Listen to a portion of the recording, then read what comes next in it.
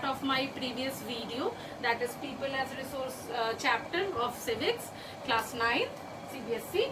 So today I am going to deal with this particular topic, assets and liabilities.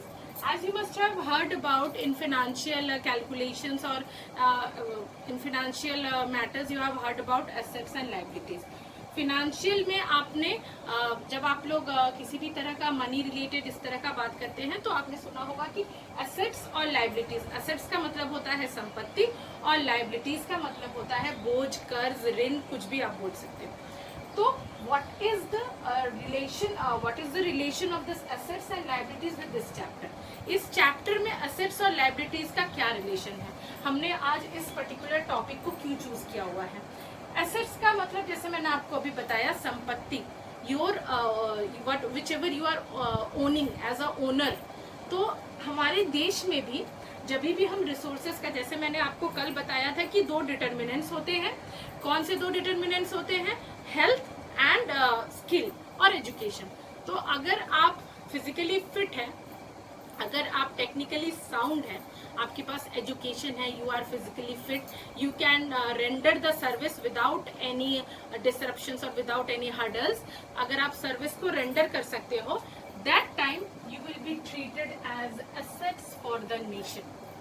क्यों?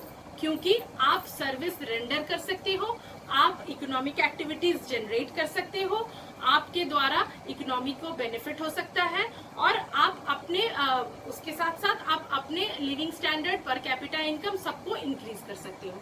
तो जाहिर सी बात है, एसेट्स हम उसी को बोलते हैं जिससे हमको फायदा होता है.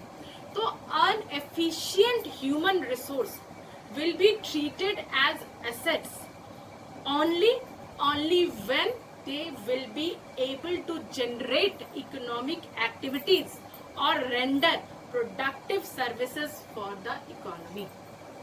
Okay, now just vice versa it, उसको रिवर्स कर देते हैं. लाइबिलिटीज मतलब क्या होता है? अगर आपके पास वो उस तरह का लॉजिक नहीं, अगर आप फिजिकली फिट नहीं है, अगर आप टेक्निकली साउंड नहीं है, तो क्या आप इकोनॉमिक एक्टिविटीज जनरेट कर सकते हो? नहीं, पॉसिबल ही नहीं है, नॉट पॉसिबल. तो अगर आप इकोनॉमिक एक्टिविटीज को जनरेट कर नहीं सकते हो तो आप सरकार के ऊपर बन जाओगे बोझ. अगर आप सरकार के ऊपर बोझ बन जाओगे तो सरकार को आपको आपका सारा खर्च सरकार को बेयर करना होगा. मैं एक सिंपल से एग्जांपल देती हूँ. ओल्ड एज पेंशन आप लोगों ने सुना हुआ होगा.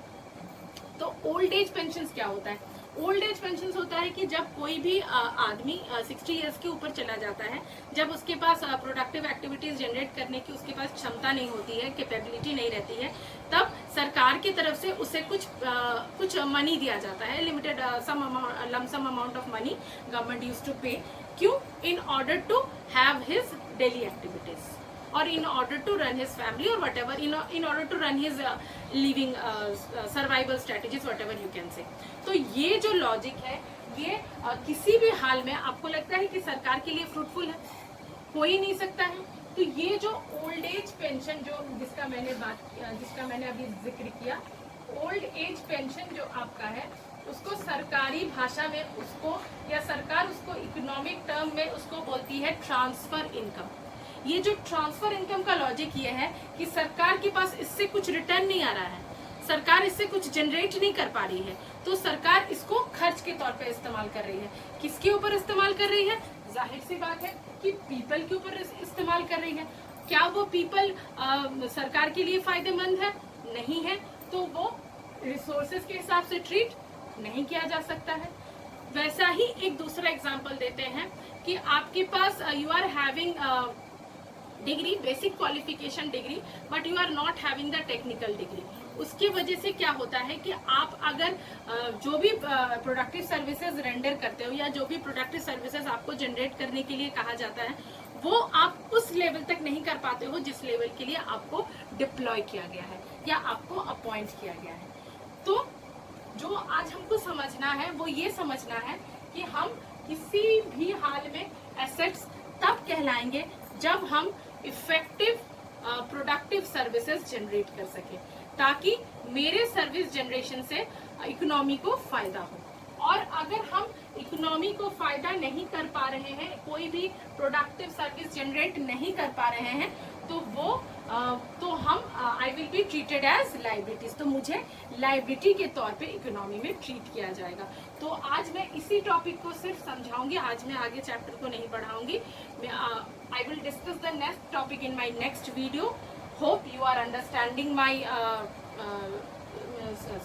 topics, you are liking my video. Do share, like and subscribe, and press the bell icon so that you can be updated with my new videos. So go through my videos and understand the chapter.